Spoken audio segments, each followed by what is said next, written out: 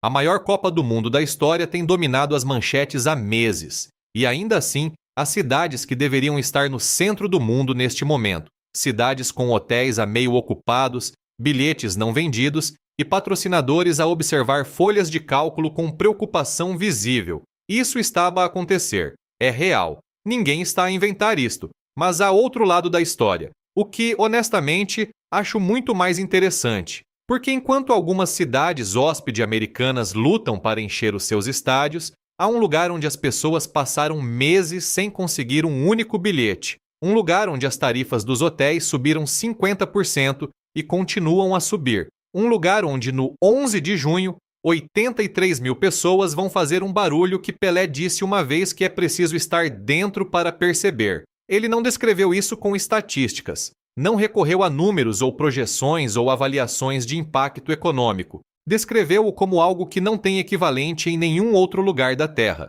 Algo sentido no peito. Algo que ultrapassa totalmente a linguagem. Esse lugar é o Azteca. E o que está a acontecer lá, e em Vancouver e Toronto, é o exato oposto do que se passa em muitas das recintos americanos. Esta Copa do Mundo não é um torneio. São 3 torneios diferentes que acontecem simultaneamente sob o mesmo nome, e a diferença entre eles não tem nada a ver com estádios ou orçamentos. Tem a ver com algo muito mais difícil de construir e muito mais fácil de perder. A verdadeira cultura do futebol. O tipo de cultura que não pode ser improvisado com uma campanha de marketing ou um estádio de 4 mil milhões de dólares. O tipo de cultura que ou existe numa cidade ou não. Ponto final. Quando a FIFA selecionou a candidatura conjunta dos Estados Unidos, Canadá e México em 2018, a promessa foi o espetáculo supremo: 48 seleções nacionais, 16 cidades hóspede, 3 países, o torneio mais ambicioso jamais concebido.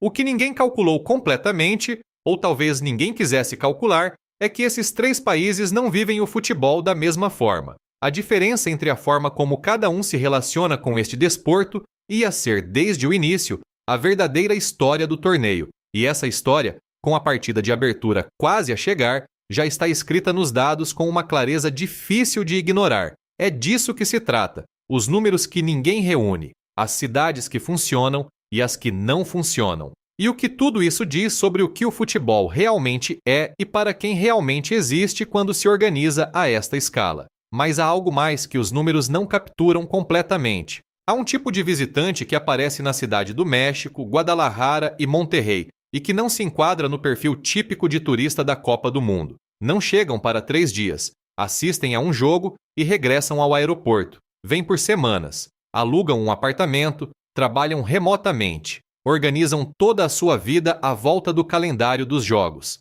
Europeus, sul-americanos, pessoas que fizeram as contas e concluíram que, se já vão gastar dinheiro em voos e bilhetes, faz mais sentido instalar-se numa cidade com a melhor comida do continente, uma cena cultural que nunca para e uma atmosfera futebolística que não se pode fabricar a partir do zero. Escolhem a imersão à conveniência, e as cidades que escolhem dizem muito. Esse tipo de visita tem um impacto econômico diferente do turismo convencional. É mais distribuído, mais sustentado, beneficia bairros, mercados locais, restaurantes familiares, vendedores ambulantes, não só os grandes hotéis do centro.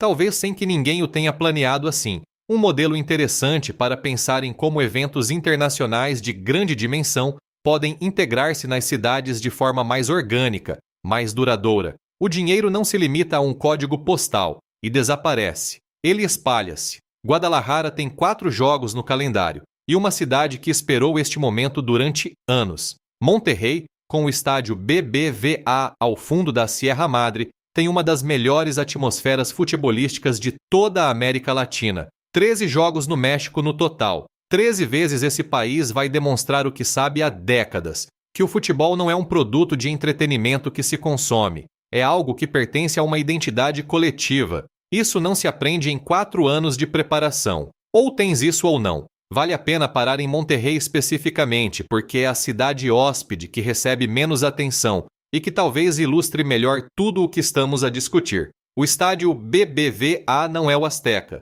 Não carrega a mitologia, nem o peso histórico do Azteca, mas tem algo que também não se pode improvisar. uma base de adeptos que, ao longo de décadas, transformou esse estádio num dos recintos mais intimidantes do continente para qualquer equipa visitante. A atmosfera no BBVA durante um grande jogo dos Rayados não é fabricada, é conquistada, lentamente, ao longo de gerações de pessoas que fizeram desse estádio o centro dos seus domingos. Os Rayados e as Chivas não são apenas clubes de futebol nas respectivas cidades. São instituições que estruturam a vida social de milhões de pessoas. Essa distinção importa. Uma franquia desportiva gera receitas. Uma instituição gera identidade. Há um detalhe que captura tudo isto melhor do que qualquer estatística. A onda, esse movimento coletivo que percorre as bancadas dos estádios em todo o mundo, foi inventada no Azteca. Nos anos 80, entre as multidões que lotaram as bancadas durante a Copa do Mundo de 1986.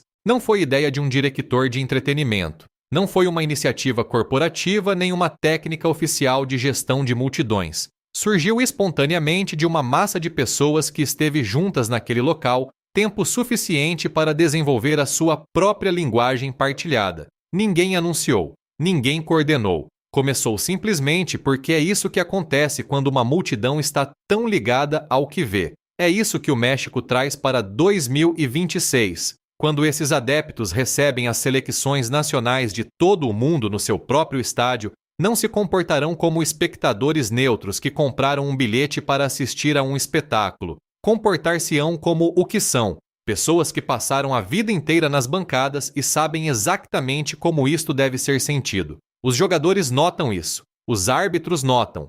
Os treinadores falam sobre isso nas conferências de imprensa pré-jogo, geralmente dizendo algo cauteloso e profissional, quando o que realmente querem dizer é que estão um pouco assustados. E as câmaras de televisão de todo o mundo notarão também, ainda que seja difícil pôr um nome a algo tão difícil de definir como a diferença entre um estádio cheio e um estádio vivo. Dito isto, é preciso reconhecer algo que muitas vezes se ignora nesta análise. O México não chegou a 2026 sem os seus próprios desafios. A renovação do Azteca demorou significativamente mais do que o planeado. Houve momentos reais de incerteza sobre se o estádio estaria pronto a tempo da partida de abertura. A logística interna de um país que alberga 13 jogos em 3 cidades separadas por centenas de quilômetros não é uma operação trivial. O que diferencia o México não é que tudo correu suavemente, é que, quando algo corre mal, a cultura que rodeia o futebol funciona como um amortecedor. Os adeptos não esperam que a experiência seja perfeita antes de se comprometerem. Aparecem ao jogo e, quando ele chega, celebram com uma intensidade que nada tem a ver com se as entradas do estádio funcionaram eficientemente ou se a aplicação oficial falhou durante a fase de grupos. Há algo quase libertador nisso, e é algo que os organizadores de grandes eventos deveriam estudar com mais atenção do que normalmente o fazem. Agora, o Canadá. A história canadense é diferente e, de certa forma, ainda mais significativa, porque não chega carregando décadas de tradição futebolística. O Canadá não tem a memória acumulada do Azteca nem as gerações de adeptos que viveram este desporto como uma religião secular. O que o Canadá tem em 2026 é algo totalmente distinto. Esta é a primeira vez na história que uma Copa do Mundo masculina se joga em solo canadiano. A primeira vez. Para um país que tem construído uma cultura futebolística a partir do zero na última década, isso traz um peso emocional difícil de quantificar, mas muito fácil de sentir. As reservas de hotel nas cidades hóspede canadenses subiram 173% em relação ao mesmo período do ano passado. Não 173% a mais do que algumas cidades americanas, 173% em termos absolutos, ano a ano. A província da Colômbia Britânica espera cerca de 350 mil visitantes que vêm especificamente a Vancouver para o torneio. As estimativas da Deloitte para a área metropolitana de Vancouver projetam mais de 1 milhão de noites hóspede ligadas à Copa do Mundo. Compare isto com Nova York, que agora registra cerca de 100 milhões de dólares a menos em receitas hoteleiras do que o inicialmente previsto. O contraste não é subtil, nem perto, porque o Canadá funciona. É preciso ser honesto e reconhecer que parte da resposta é bastante direta.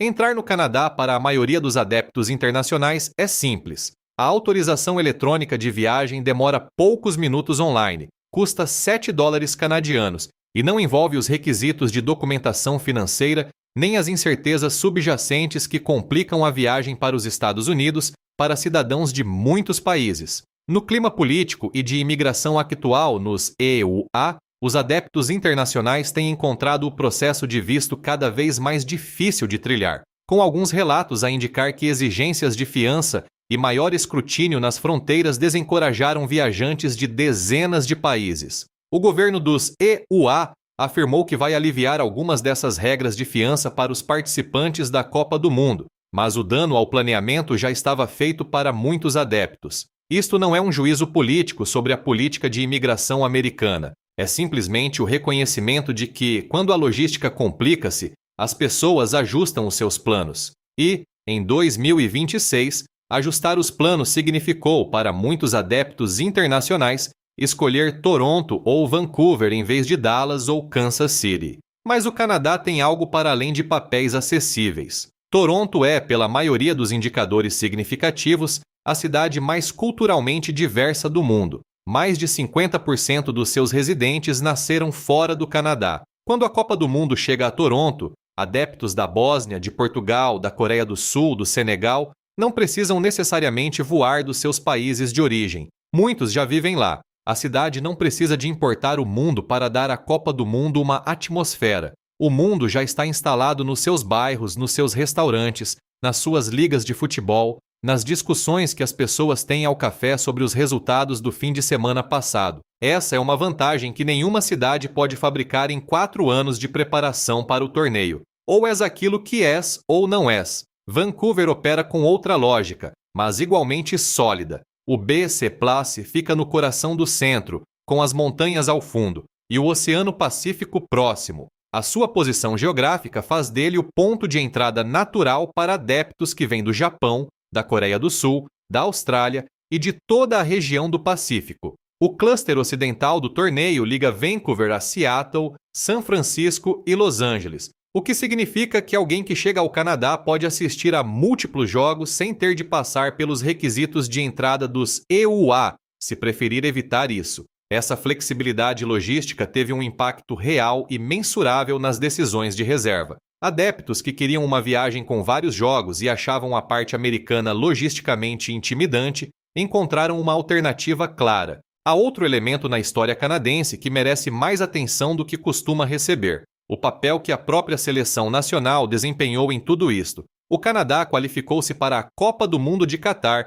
em 2022 pela primeira vez em 36 anos. O resultado desportivo foi modesto. Saíram na fase de grupos sem vencer. Mas algo mudou na forma como o futebol é percebido a nível interno. Alphonso Davies já era uma superestrela global antes de Catar. Vencedor da Liga dos Campeões, campeão da Bundesliga, um dos melhores laterais esquerdos do planeta. Mas a Copa do Mundo transformou a seleção nacional num projeto coletivo, que toda uma geração de canadenses se identificou de uma forma que nunca tinha acontecido antes. Viam a sua equipa no maior palco do mundo e queriam mais. Esse capital emocional, acumulado entre 2022 e 2026, faz parte da explicação de por que as reservas não vêm apenas de turistas internacionais. Existe uma procura doméstica genuína, canadenses que querem ver a sua equipa em solo nacional pela primeira vez na história. Esse tipo de combustível não provém de uma campanha de marketing.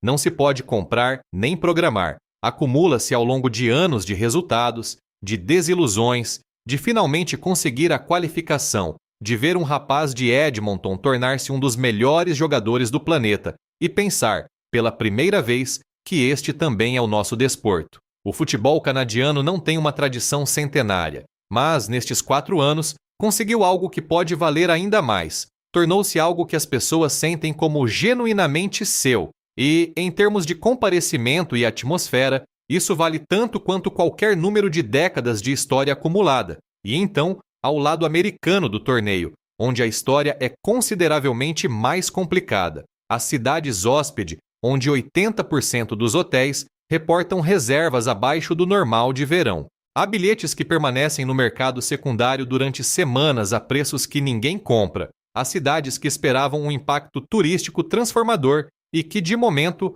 olham para os seus números com real preocupação. Segundo a Associação Americana de Hotéis e Alojamentos, a FIFA fez reservas antecipadas massivas de quartos em todas as cidades hóspede americanas e depois cancelou até 70% dessas reservas em cidades como Boston, Dallas, Los Angeles, Filadélfia e Seattle. A associação afirma que isso criou uma procura artificial que enganou os hotéis, levando-os a sobreestimar o pessoal e a projetar receitas excessivas. A FIFA negou essas alegações, dizendo que todas as libertações de quartos seguiram os prazos contratualmente acordados. Mas, independentemente de como se atribua a responsabilidade, o resultado é o mesmo. Os hotéis nas principais cidades americanas ficam com o inventário que esperavam vender há meses e ainda não o venderam. Na Filadélfia, 75% dos hotéis reportaram reservas mais fracas do que o esperado. As tarifas de hotel em algumas cidades permanecem acima de $300 por noite, um preço bem acima do orçamento de muitos adeptos internacionais, que de outra forma poderiam ter feito a viagem. Os preços baixaram cerca de 20% nas últimas semanas, mas, para muitos adeptos, esse ajuste chegou tarde demais para mudar os seus planos. Tudo isto é real e está documentado. Não faz sentido ignorá-lo ou minimizá-lo, embora também não faça sentido amplificá-lo além do que as evidências sustentam. O futebol tem a capacidade de gerar a sua própria energia assim que os jogos começam, e é perfeitamente possível que algumas das projeções mais pessimistas se revelem demasiado pessimistas. Reservas de última hora durante as fases de eliminação podem mudar o quadro significativamente, mas há um problema estrutural no lado americano deste torneio que não desaparece simplesmente porque o primeiro apito soa, e tem a ver com algo mais profundo do que preços de hotéis ou complexidade de vistos. Está relacionado com a relação entre o futebol e o fã desportivo médio americano. Não é que o futebol não esteja a crescer nos Estados Unidos. Claramente está. A MLS tem mais apoio hoje do que há 10 anos. Jogadores americanos competem nos níveis mais altos do futebol europeu. A seleção masculina dos EUA tem talento real, investimento real e expectativas reais para este torneio, mas o típico seguidor de futebol americano ainda é, na maior parte, alguém que assiste a uma certa distância, sem o laço emocional de quem tem isto como a primeira coisa que verifica de manhã e o último pensamento antes de dormir. E organizar uma Copa do Mundo assumindo que esse laço existe, ou que pode ser gerado artificialmente através de marketing institucional e estádios de $1.000 milhões, confunde o recipiente com o conteúdo. Os recintos americanos são arquitetonicamente impressionantes e logisticamente sofisticados. O problema não está no que oferecem dentro do estádio. O problema está no que acontece fora, nas horas antes do pontapé inicial, nos bares próximos, nas ruas. A atmosfera de uma Copa do Mundo não se constrói dentro da arena. Constrói-se em toda a cidade, em cada quarteirão, em cada bar com o jogo a decorrer, em cada conversa na fila do caminhão de comida, em cada desconhecido que vira para outro desconhecido depois de um golo. Para que isso aconteça, é preciso uma cidade que tenha decidido coletivamente que este evento realmente importa, não porque alguém lhe disse que deveria, mas porque já o sente de alguma forma profunda. Isso é algo muito difícil de fabricar num prazo de 4 anos. O contraste com o que se passa no México e no Canadá é demasiado claro para ser ignorado. Surge então uma questão que vale a pena colocar claramente. O que realmente faz uma Copa do Mundo funcionar é a infraestrutura, a capacidade dos estádios, o nível de investimento. Os dados de 2026 sugerem que nada disso, por si só, é suficiente. O que parece funcionar é uma combinação específica, acessibilidade real e prática para o fã internacional. Uma cultura local que absorve o evento de forma orgânica em vez de o construir de fora para dentro, e uma ligação emocional ao futebol que antecede o anúncio do torneio por décadas. O México tem tudo isso em abundância. O Canadá está a construir isso de forma genuína e honestamente mais impressionante quanto mais se olha para ele. E a diferença entre esses dois países e várias das cidades hóspede americanas diz algo importante sobre o que acontece quando a FIFA prioriza o maior mercado em detrimento do mais apaixonado, e depois descobre tarde demais que tamanho e fervor não são intercambiáveis. Há algo que acho importante não perder de vista depois de tudo o que analisamos. No 11 de junho, quando o México pisa o relvado do Azteca e 83 mil pessoas que esperaram 40 anos por exatamente este momento reagem em conjunto. Não será apenas um jogo de futebol a acontecer. Será algo sem um nome preciso. O tipo de coisa que fica contigo para sempre, mesmo que não estejas no estádio. Mesmo que estejas a assistir do teu sofá a 5.000 quilômetros de distância, com o volume ao máximo. Esse som, essa imagem, esse instante em que um país inteiro liberta tudo o que tem mantido por décadas. Isso não pode ser programado, não pode ser desenhado numa sala de conferências em Zurique. Ou acontece porque as copiou. Indições para isso vêm a formar-se há 60 anos. Ou nunca acontece. E no Azteca, no 11 de junho, vai acontecer. A pergunta que me fica é desconfortante, e acho que vale a pena colocar em voz alta. Vai mudar alguma coisa depois disto? A FIFA vai analisar os dados de 2026, o contraste gritante entre o que funcionou e o que não funcionou, e tomar decisões diferentes para futuros torneios? Ou vamos estar aqui novamente dentro de 8 anos a observar outro país rico, outro estádio massivo, outra promessa do espetáculo definitivo e o mesmo problema subjacente ainda à espera de ser resolvido, porque o problema não é logístico, é filosófico. É a diferença entre compreender o futebol como um mercado a explorar e compreendê-lo como uma cultura a proteger. E até que essa distinção realmente entre na sala onde se tomam essas decisões, até que as pessoas que assinam os contratos realmente se confrontem com ela, este tipo de conversa continuará a ser necessária.